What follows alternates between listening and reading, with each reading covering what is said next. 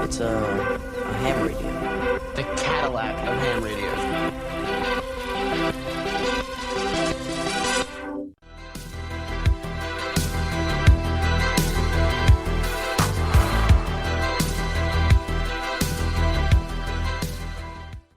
Hello everyone, welcome back to yet another episode of Ham Radio, a Stranger Things podcast. We've got a great episode for you today as usual, but first, we have a little housekeeping to take care of, and I'm going to turn it over to Jasmin to let you know where you can find us on social media and where you can listen to the podcast. Thanks, Ashley. You can find us on Instagram at Ham Radio Media, all one word, on Twitter at HamFro, on YouTube at Ham Radio Media, or using our handle Ham Radio 1983. We also have a Discord you can join, which is linked in the description of this episode. If you have a fan theory or question you want to share, you can email us at hamradiomedia@gmail.com. Ashley also has a fanfic on AO3 entitled Stranger Things College, which is also linked in the description. The podcast is available on all major podcasting platforms, including Apple Podcasts, Spotify, iHeartRadio, Amazon Music, and much more. If you like the show, please consider leaving us a rating or review. We have a lot of totally tubular stuff coming up, so be sure to follow us on social media to keep up with the podcast and all of our new content. So welcome back everyone to another episode of Ham Radio Stranger Things podcast, and we are back today with another episode of our script series. Yay! All right, so to start us off, we'll do a brief recap of where we left off last time. So last time, we left off in Russia, where we saw the fight with the Demogorgon, and that sequence ends with Joyce and Hopper's long-awaited reunion. And we pick up at the trailer park at night in the Upside Down. It's funny when they have they put it in the script as exterior trailer park night upside down, and it's funny because like the Upside Down is night all the time. So it's like it's. I mean, I know why they have it in there like that, so that set designers and all that aren't confused. Because they're supposed to be like going back and forth between the right side up and the upside down, but I just thought it's a funny script humor there.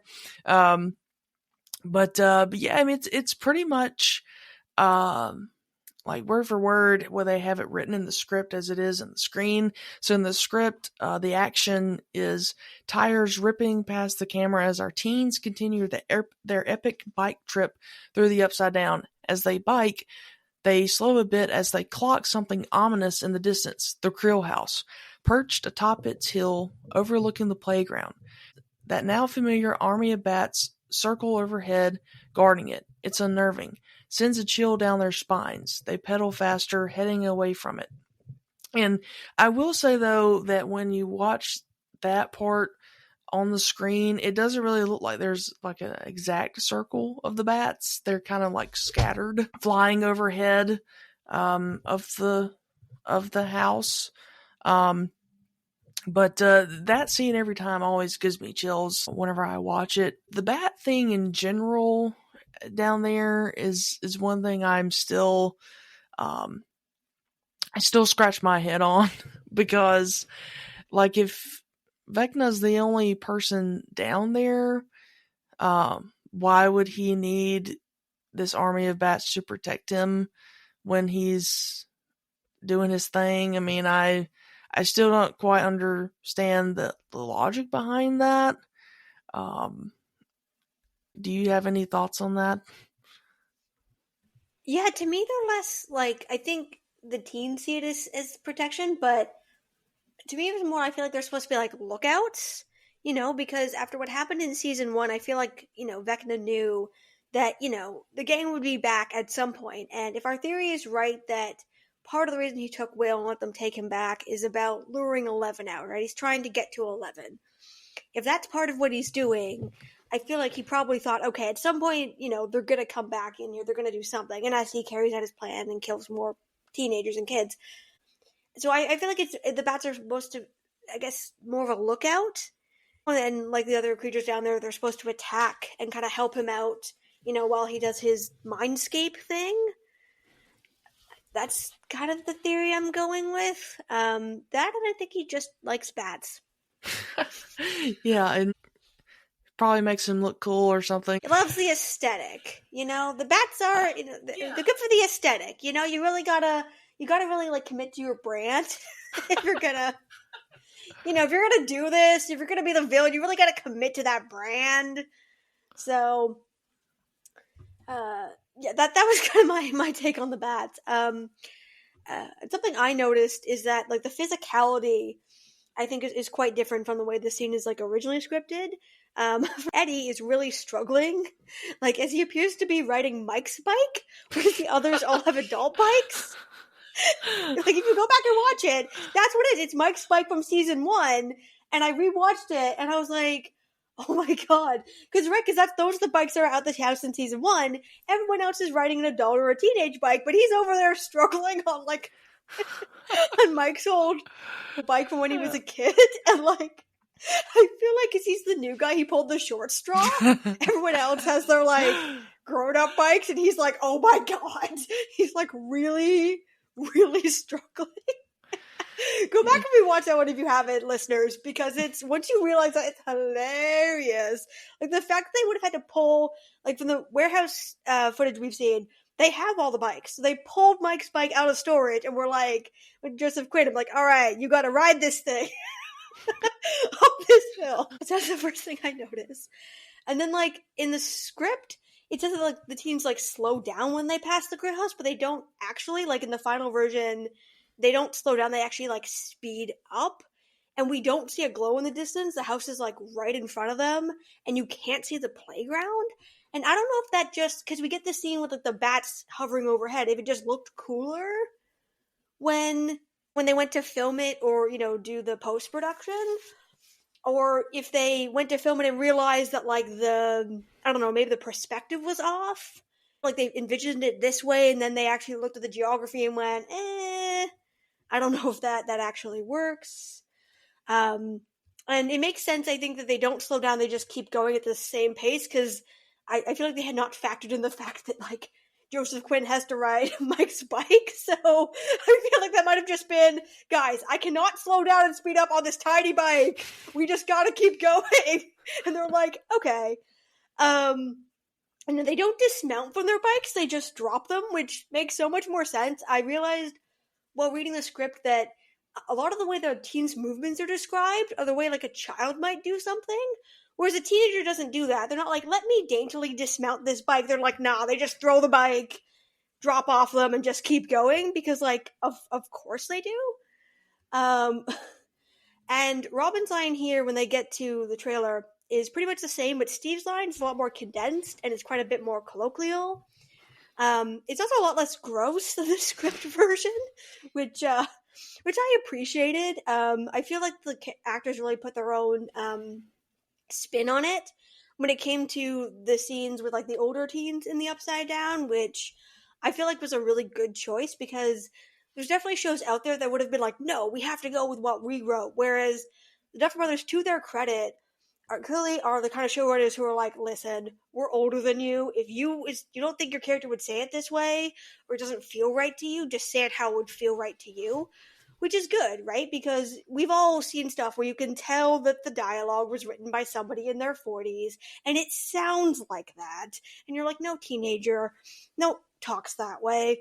So I always really appreciate the moments where you can tell that they wrote something, then the actor was like, nah, and they were like, good call. So I always really appreciate that. The next thing I noticed was the script describes a small rift in the ceiling of the trailer, but the one we see, I would say, is more of like a medium-sized rift, which I feel like they must have done that for like dramatic effect.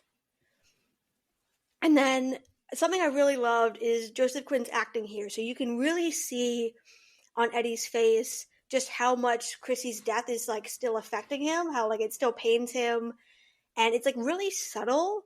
But it's obvious that he's still, like, mourning Chrissy, and he misses her, and he's still, like, really shaken up by it. And I just thought that was, like, it's really subtle, but it's a really great moment of acting by Joseph Quinn. And I feel like because they establish in that, in the, like, the picnic table scene, that this isn't just some random girl. Like, there is a bit of a history there. Like, they've been going to the same schools for years, and they used to, like, they were in the talent show together, and there's, like, there's like a bit of a history there, and how like traumatic her death was for him. That, you know, on the outside he's all about death metal and everything, but like when shit hits the fan, like he's terrified. He's absolutely terrified. So I just thought it was like a really great subtle moment of acting from Joseph Quinn. Yeah, and then there's some subtle differences. Like the script says that there are multiple shadows moving on the screen, but we only see one shadow, and then the broom pokes through when Dustin and the gang on the other side. And I feel like they did that so that it would be like so the tension would build. It's more of a dramatic effect if you see one shadow, whereas I feel like they'd seen multiple shadows. It would have been obvious to us as the audience that it was the other kids, like the other teens. But because you only have one shadow, I felt like that built suspense in a much better way. And something I really liked, again, like I just think that the acting between you know, the older teens here in the sequence is just really, really well done. You can tell that the actors have really great camaraderie with each other. You can tell that they like ad-libbed and really worked with the showrunners and directors and the writers, all this. You can tell that there was a lot of like collaboration. They really like understood their characters, and you can just tell that they had like a really good working relationship on set, because there's a lot of like subtle changes I feel like just made the final product so much stronger, and a lot stronger than what was originally scripted. And something that I really liked, that's not in the script, is that after the rift opens, you know, they back away, and Steve looks at Nancy, and Nancy looks back at him, and they share this look that clearly says, shit, we don't have weapons, what are we going to do? And it's not in the script, and it goes along with, I mean, those actors have worked together for a very long time, they're friends, they're close, but it goes along with other scenes that are part of the Upside Down sequence, where, you know, at some point the decision was made to have Steve and Nancy kind of team up and be the leaders of the group, which makes sense, right? Like they've experienced this before, they have experience with this, whereas Robin and Eddie do not. Whereas in the original script, they all kind of take turns leading the gang. And once that decision got made, which I think was the right call, makes sense with that history, there's all these really subtle things that Joe and Natalia do, you know, just in the moment that call back to that shared history and are just really, really subtle, that you can really feel the weight of like all the 4 years that they've spent dealing with this stuff. And I just think it's really subtle, but if you rewatch it, it's there. And I just think that their acting was just, it's nonverbal too. You know, like Ashley, you and I have talked about how Millie Bobby Brown gets all the kudos for her nonverbal acting, but Natalia Dyer also does a really fantastic job of that. For sure. So that's something that I really, really loved. And then the other thing is that Steve advances first towards the rift, which is a change. And to me, that felt like Steve, you know, got them into this by volunteering to go check out Watergate. And so, like, he felt responsible to get them out of it and go first. And so I thought that was kind of a cool callback. They changed that from the script, but I thought it was cool. Like, you know, it was his decision to go in there. And so I felt like him stepping forward was like, okay, I got us into this. I'm going to get us out of it. It has to be me. So I thought that was like a really cool, like, full circle moment. And I feel like Joe Keery, like, really understands his character very well, like to the point that, like, you know, the big joke is that like he understood his character before the Duffer Brothers did. You know, like the scripted character of Steve going back to season 1 is very different than what Joe Keery turned him into.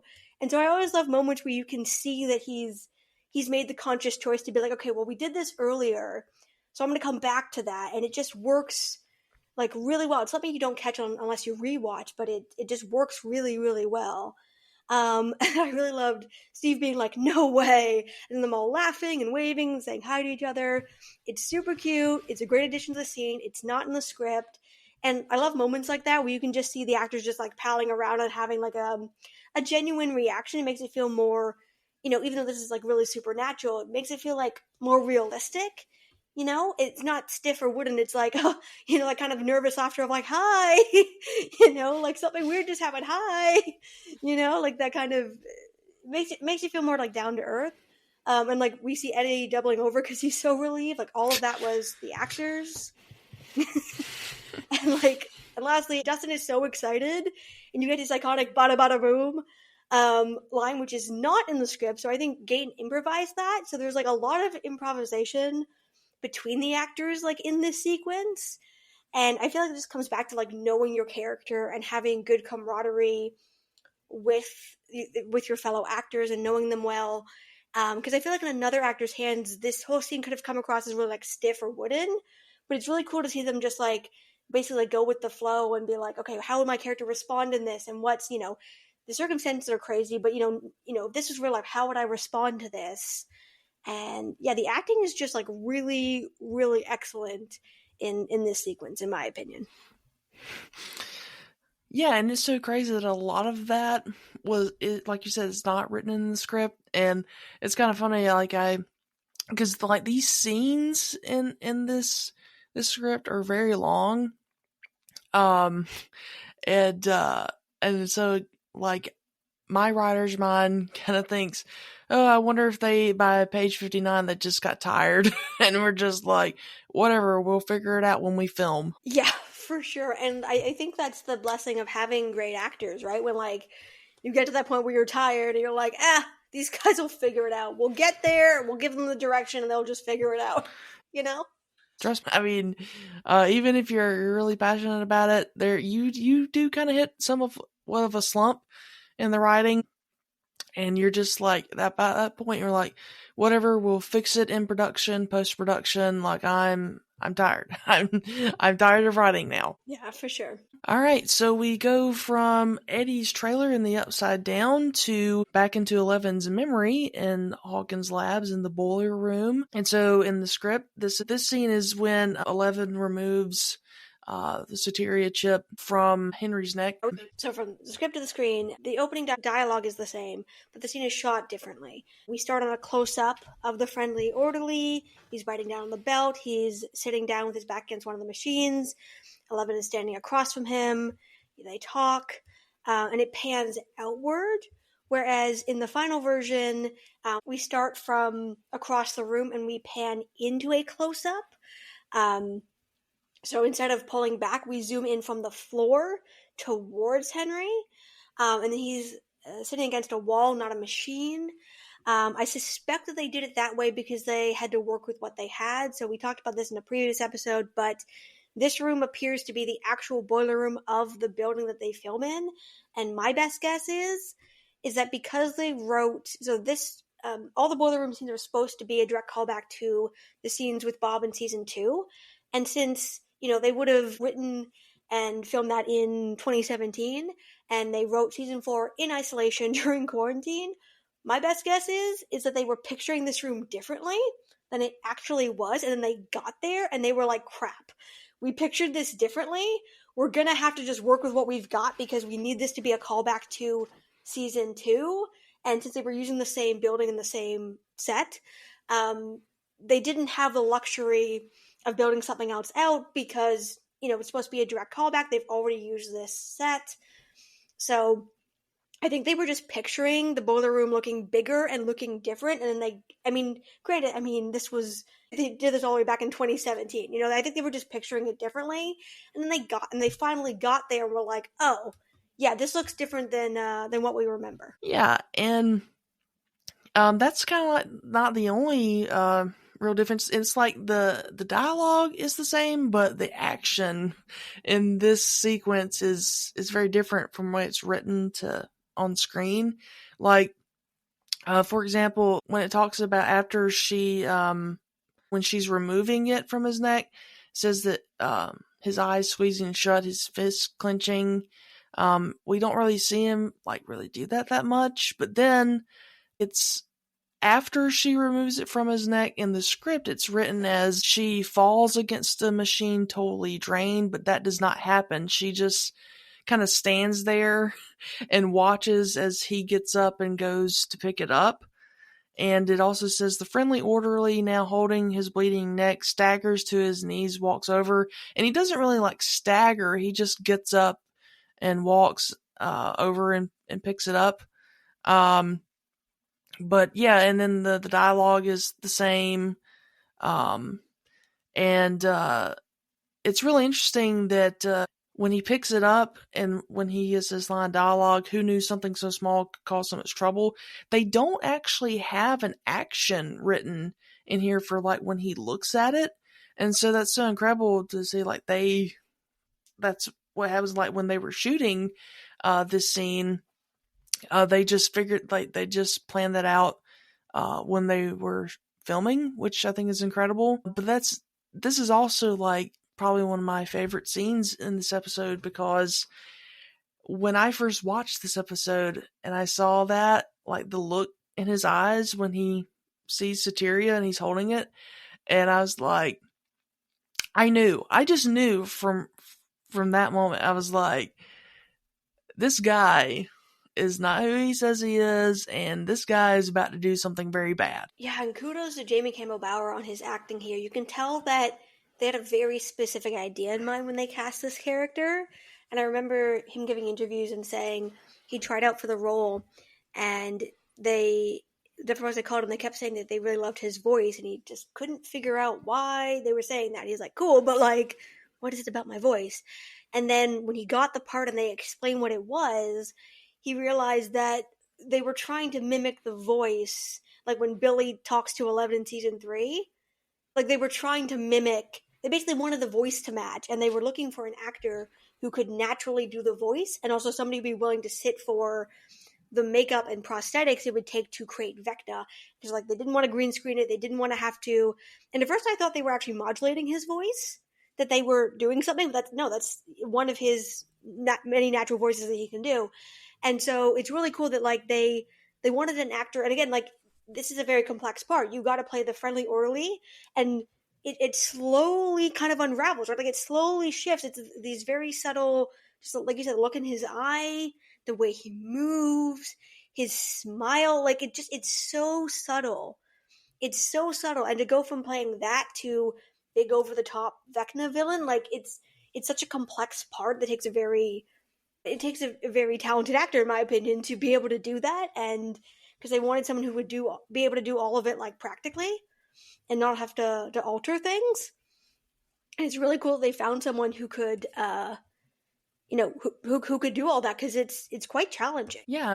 So you have to play like basically three different characters. You know, you got the orderly, and then you have one, and then you have Vecna. And to that, it'll be interesting to see if, like in season 5, if we see him like play Henry. I mean, wouldn't that be cool? Because we haven't really seen him as Henry. I mean, he is Henry, but you know what I mean. Yeah, and since we know the other actors have been, or at least no, Schnapp has been, working with an actor play a younger version of himself. It would be cool to see that, or to play like a younger version of Henry, like after he goes to the lab, but before he becomes the orderly. Although I imagine if they're going to do that, they have to recast the younger actor playing him, because that kid will have aged. Come to think of it, they're good to that. They were probably going to keep that original kid, but yeah, that wouldn't, unless they, yeah, no, that kid will have aged. So I guess they would have to recast that again in order to get him to play a younger version. Unless they go up to a point where he could be the age he is now, so to speak, So other things I noticed is that in the script, there's a lot more mystery about what they're doing. But in the on-screen version, it's clear what they're doing from the beginning. And I think they did that to help build the tension more. I think something I've noticed really throughout this script is that in the script, there's a lot more like, kind of mystery, and they're trying to like keep us in the dark and keep us in suspense more. And I suspect that when they went to film this, they realized they had to be a lot clearer so the audience could follow along, because some of the stuff does get quite complex, especially with the whole Vecna thing and the memories, which I think was a good call, because if they'd gone with the script version where there's like, oh, this mystery, as an audience, you'd be spending half your time trying to figure what the heck is going on, which means you're not really invested. The tension is not building. It doesn't pack the same punch because you spend all your time trying to figure what the heck is going on. So I think that was a really good change that they made, so that, instead of us trying to figure out what's going on, we know what's going on, and we're waiting to see what happens next. So I think that was like a really good call that they clearly made, like the day of when they went to film this stuff. And like you mentioned, Ashley, something that also stood out to me was that in the script, like 11 and Henry are just totally drained by this experience. Elle's, they're on the floor, they're staggering around. And I think the reason they changed this, where in the final version, Elle's still standing, all she does is wipe the blood from her nose, and Henry just kind of gets up and picks it up, is because they're about to transition into them running away. from the guards. I think they must have realized the day of that. I'm like, I wonder if they filmed that and they're like, okay, well, this doesn't really work, because if Elle's on the floor and he's staggering around, the guards would just grab them. Like, they can't go from that to being like, and now we're gonna sprint a marathon. Like, I wonder if they went to film that and went, what were we thinking, guys? They can't just run a marathon if they're on the floor. Like, and that doesn't work with the sequence we already plotted. So, like, I think that's why they changed it. Like, script version, totally drained. Screen version, they just experienced, like, temporary discomfort. The other thing I noticed is the boiler room is much smaller in the final version, so I think perhaps that the set location was smaller than they remembered, because in the script it's described as them, like, running through a maze, and, like, oh, the guards have spotted them, and now they're up the staircase, whereas in the final version, they just, like, get up and start booking it out the same staircase they came down, and the guards are on the other end, which, again, I think is, they were picturing a much more larger location, and they realized if we want to do a callback, we gotta use the same location, and this is a lot smaller than we remembered it being. So I think a lot of this has to do with the fact that, like, they didn't quite think the sequence through, I think, as much as they should have prior to filming, and the set was a lot smaller than they remembered. Which, I mean, granted, like, season 2 was a long time ago.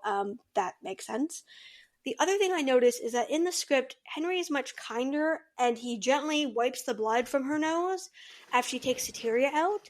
But in the final version, like, she just wipes it away herself. And I think this is really similar to Brenner, and how, from script to screen, he's a lot, kinder, and then we see in the final version. And both he and Henry are a lot more cold and detached. And I really think this was, actually you talked about this earlier, but how Matthew Modine really made that character. Similarly, I think Jamie Campbell Bower really made Vecna/Henry/1, because this clearly seems to me to be something that they did in collaboration with the actors. I think what they were trying to do in the script was they were trying to humanize them a bit too much, and I think it would have just felt strange when they tried to film it, so I think they changed that. I think it's possible that, early on when they started filming with Brenner and Henry and everything, it was because they tried to humanize them a bit too much, and the actors wanted to go a bit of a different route with it, and so they kind of made updates as they, kind of went along as they were filming, because I think they were trying to lull us into a false sense of security, but I feel like the acting carried that. They didn't need to do it through dialogue, and I think having them go from suddenly being, like, super kind all of a sudden being pure evil would have felt very jarring, and I feel like it would have felt like a real plot hole. It would have felt like very disingenuous and very jarring. Whereas because they do it really subtly with the acting, it kind of builds up and you're kind of questioning everything the whole time, which works much better than a 180 switch. And likewise with Brenner, because we already met him in season 1, if we'd never met him before, I think they could have pulled that off, but because we'd met him already, having him suddenly be, like, so much kinder, I think would have just looked really weird. So I feel like they went a little too far in the script, and I feel like when they went to film it, the actors were like, yeah, this doesn't really make sense. Like, yeah, no, it doesn't make sense. The other thing I noticed is that in the script, it's clear that Henry didn't have to kill the last guard. Like, when they get up into the hallway, it's clear he didn't have to kill the last guard, and so in the script version, it's really clear, like, he's the bad guy in that moment. But in the final version, they make it a lot more ambiguous, because that particular guard was being an asshole earlier, he was being cruel on purpose, and so even though he's terrified at the end there, he kind of had it coming, and so you can kind of see where Henry was coming from, and so it makes it a lot more ambiguous, which I think makes a lot more sense, because if they'd made it clear he didn't have to kill this guy, that it really was not a justified kill, I think 11, believing him in the next scene would make her seem a little bit stupid, whereas because they made it ambiguous, and also the audience, you're kind of left wondering, like, did he have to kill that guy? It's left a bit more ambiguous, which means the final reveal when she walks in the Rainbow Room, like, so much more impactful than I think in the original version. And I think that's, like, making that ambiguous, but making earlier things clearer so we know what's going on was, like, a really good choice. And also, side note, I noticed that they have 11 hide in a supply closet, not a dark room. I think, again, they'd kind of forgotten what this set looked like, and they got there and they were like, sweet, supply closet! Yeah, but You're talking about, the guard there, like in the script, it has him as lead guard, but if you watch in the episode, his little name tag says Miller on it, and that guy looks like just like the guard in the present day timeline in the Nina Project. Did you notice that? I did not. Do you think it's the same actor or just someone who looks very similar? I'm gonna look this up. Okay, it does not appear to have been played by the same actor. Given very similar direction, maybe? Maybe they're just both jerks? Yeah, I don't know. Similar energy. Because I think that's the thing, right? They both have it coming. And so, like, you watch that scene and you're like, well, they had it coming. So I think that's, and it's supposed to, like, it's supposed to create ambiguity, right? About the person, whether it's Al or Henry that's doing it, right? Like, that's the whole similar goal, right? Yeah, there's a lot of big synergy. So then after Henry kills that guy, 11 is just like standing there. I mean, it's basically written this, same as it is on the screen.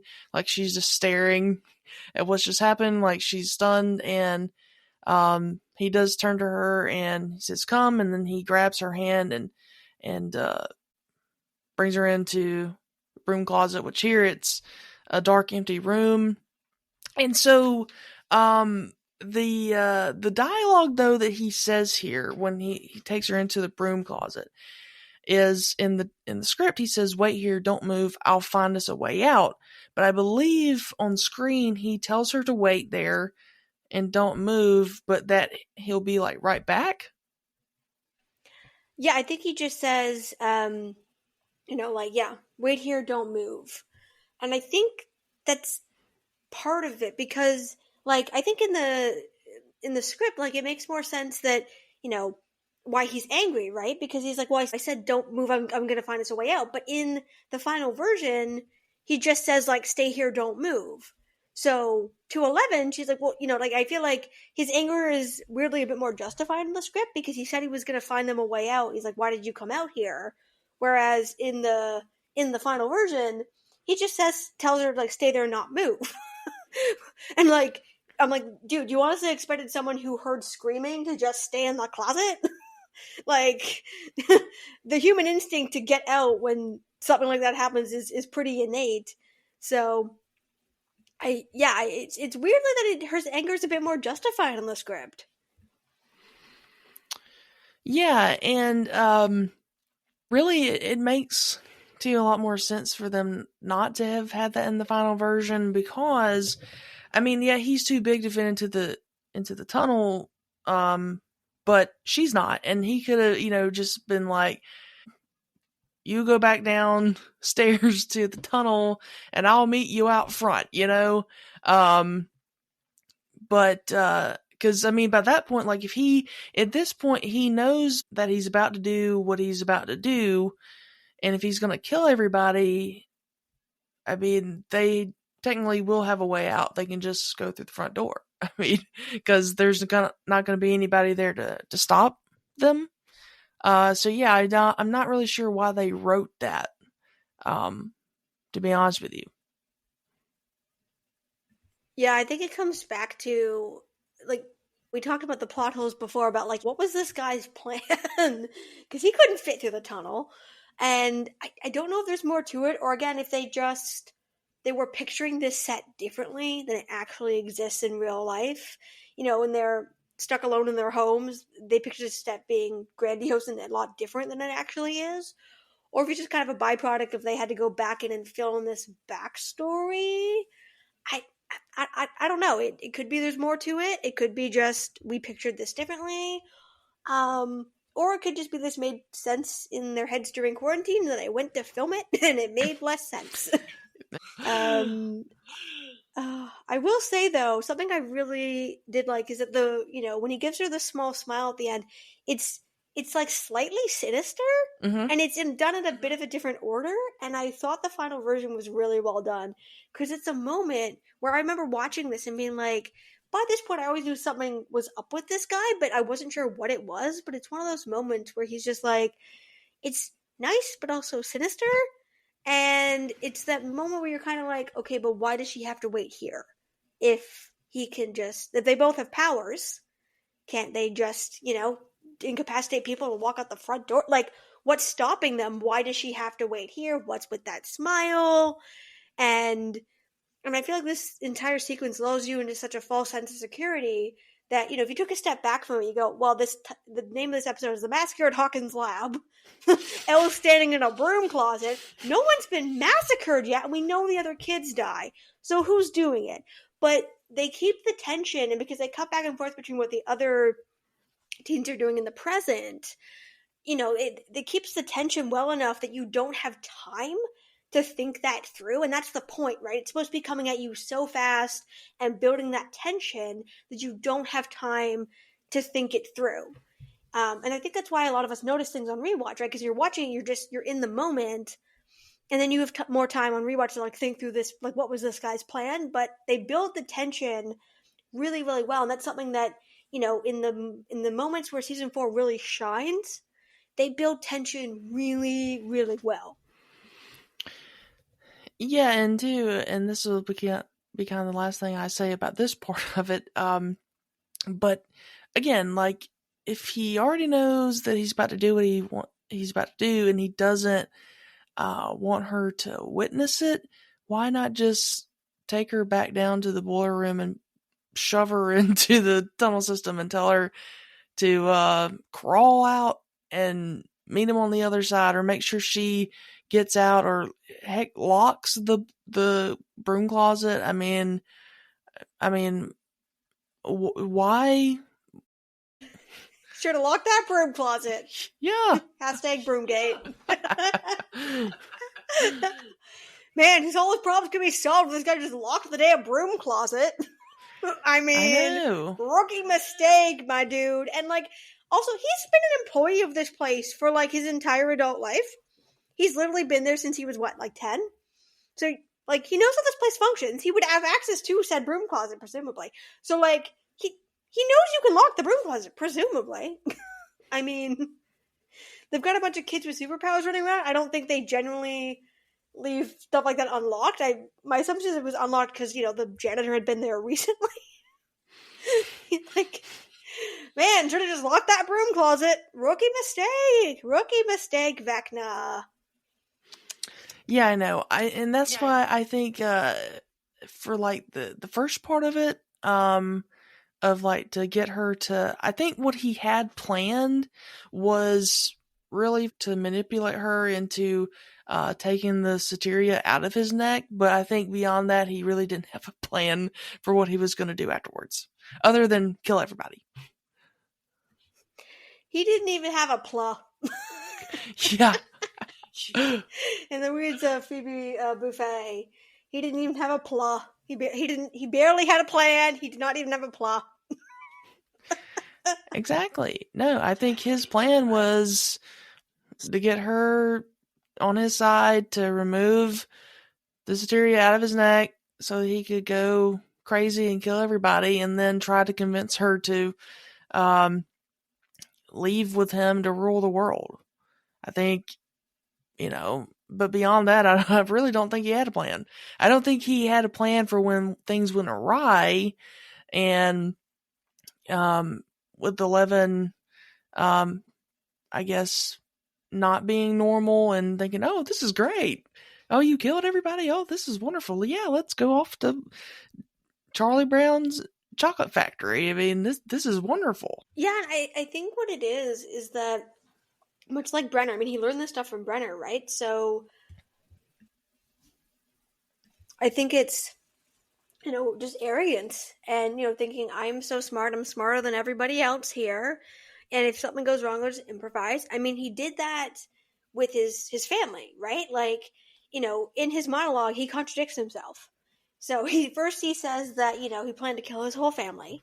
And then later on he says that, his father, took the fall for the murders just as he had planned. So he clearly killing everybody was the original plan, and then that didn't work. He was like, oh great, I'll just leave him. He overdid himself. His father's left alive and he got framed for the murders. He didn't even actually, he says he framed him, but He didn't actually. He just passed out. Like, that was not the plan. And even his own self-monologue that he's had years to prepare, by the way, he contradicts himself. Like, he's so arrogant that he thinks that, like, he's got it all under control, and he'll just improvise. It worked last time, and he's just not expecting somebody of Eleven's, I think, intelligence and, compassion to question him, or he's not prepared. He's expecting her to be a lot more easy to manipulate than she actually is. And you can very clearly see, that he based a lot of this off, worked the first time, one, and two, he's learned a lot from Brenner, who also makes the same assumption to his detriment about 11. And what I kind of love about season 4 is that in the end, both of their undoings is the fact that they make that assumption, despite the fact that she clearly shows them that they shouldn't be doing that, like playing her for suckers is a bad idea, and yet they're so arrogant that they're like, this will not possibly go wrong. I'm just going to keep trudging forward with this plan, and then they're utterly shocked when that doesn't work. Yeah, I know. They just got to get their priorities in order. That's all there is to it. How do you expect to take over the world if you can't even handle the small stuff? Yeah, you can't handle a 7-year-old or, like, a 14-year-old. I mean, like, how do you expect to take over the world if you can't handle, like, one child? Like, if one child / teenager is enough to take you out, take out the whole plan, just because she's like, no, don't want to, or I'm sad now. Like, if that's enough to take out your whole plan, I feel like you need a better plan. Yes. And that's our show. If you like what you heard today, be sure to subscribe and tell your friends. Our theme music is provided by Neon Knights. Thank you for listening to this episode of Ham Radio, a Stranger Things podcast. Please join us next time, same dial, same time. Over and out.